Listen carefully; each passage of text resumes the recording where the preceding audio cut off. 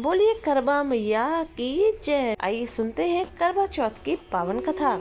पहले की बात है, एक साहूकार के 7 बेटे और उनकी एक बहन करवा थी। सभी सातों भाई अपनी बहन से बहुत प्यार करते थे, यहाँ तक कि वे पहले उसे खाना खिलाते और बाद में स्वयं खाते थे।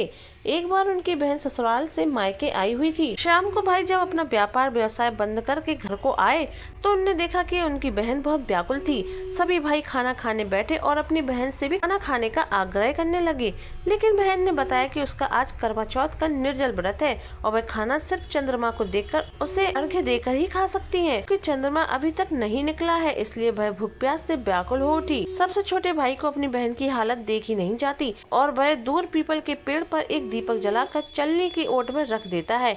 दूर से देखने पर वह ऐसा प्रतीत होता है कि जैसे चतुर्थी का चांद उदित हो रहा हो। इसके बाद भाई अपनी बहन को बताता है कि चांद निकल आया, तुम उसे अर्घ्य देने के बाद भोजन कर सकती हो। बहन खुशी के मारे सीढ़ियों पर चढ़कर चांद को देखती है, उसे अर्घ्य देकर खाना खाने बैठ जाती है। वह पहला टुकड़ा मुंह में डालती है तो उसे छींक आ जाती है, दूसरा टुकड़ा डालती है तो उसमें बाल निकल आता है और जैसे ही तीसरा टुकड़ा मुंह में डालने की कोशिश करती है तो उसके पति की मृत्यु का समाचार उसे मिलता है। वह बौखला जाती है। उसकी भाभी उसे सच्चाई से अवगत कराती है कि उसके साथ ऐसा क्यों हुआ।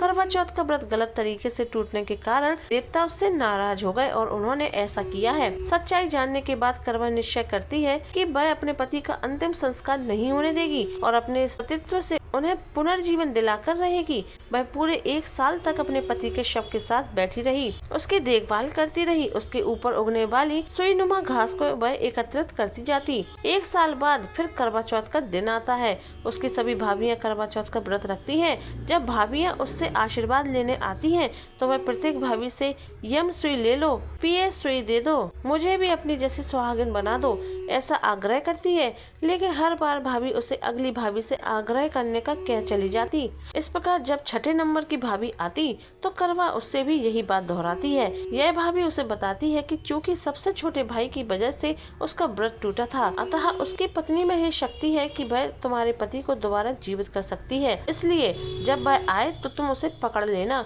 और जब तक वह तुम्हारे पति को जिंदा न कर दे उसे नहीं छोड़ना। ऐसा कहकर वह चली जाती। सबसे अंत में छोटी भाभी आती है। करवा उनसे भी सुहागिन बनने का आग्रह करती है, लेकिन वह टालम टोली करने लगती है। इसे देख करवा उन्हें जोर से पकड़ लेती है और अपने सुहाग को जिंदा करने के लिए कहती है। भाभी उससे छुड़ाने के लिए नोचती है, खसोटती है, लेकिन करवा नहीं छोड़ती। अंत में उसकी तपस्या को देख भाभी पसीज जाती है और अपनी छोटी उंगली को चीरकर उसमें से अमृत उसके पति के मुंह में डाल देती है। करवा का पति तुरंत श्री गणेश कहता हुआ उठ बैठता है। इस प्रकार प्रभु कृपा से उसकी छोटी भाभी के माध्यम से करवा को अपना सुहाग वापस मिल जाता है।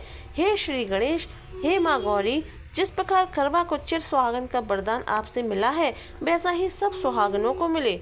जय करवा मैया।